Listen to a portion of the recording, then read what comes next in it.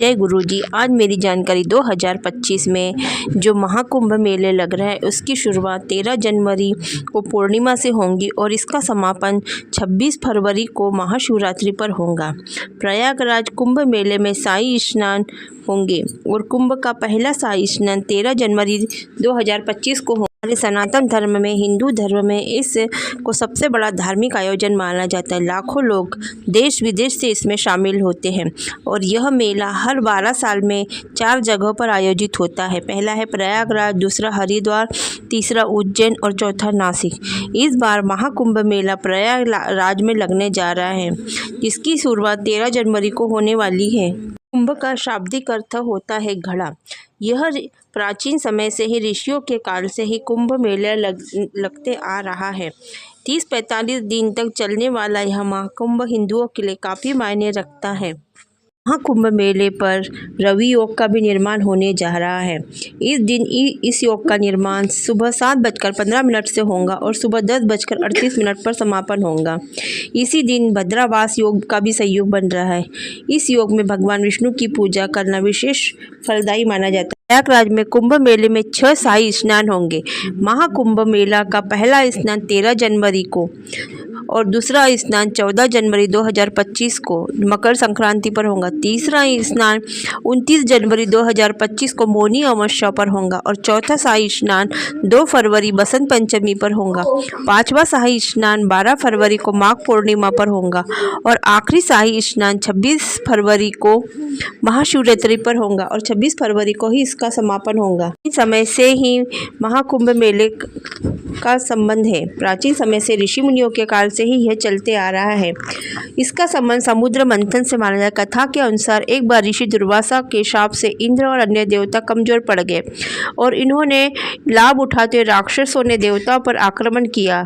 दानव और देवताओं में युद्ध हुआ। देवताओं की हार हुई। तब सभी देवता मिलकर सहायता के लिए भगवान विष्णु के पास गए और उन्होंने सारी बात बताई। भगवान विष्णु ने राक्षसों के साथ मिलकर समुद्र मंथन की योजना बनाई।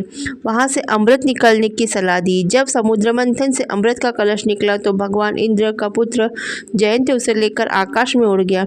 यह सब देखकर राक्षस भी जयंत के पीछे अमृत कलश लेने के लिए भागे। बहुत प्रयास करने के बाद भी दैत्यों के हाथ अमृत कलश आ गया। इसके बाद अमृत कलश पर अपना अधिकार जमाने के लिए देवताओं और राक्षसों के बीच 12 दिन तक युद्ध चला। समुद्र मंथन के दौरान अमृत कलश की कुछ बूंदें हरिद्वार, उज्जैन, प्रयागराज और नासिक में गिरी थी।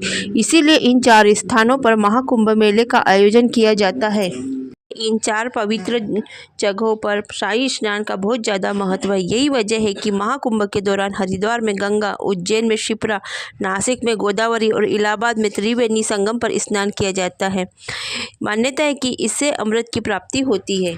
स्नान का बहुत ज़्यादा महत्व है।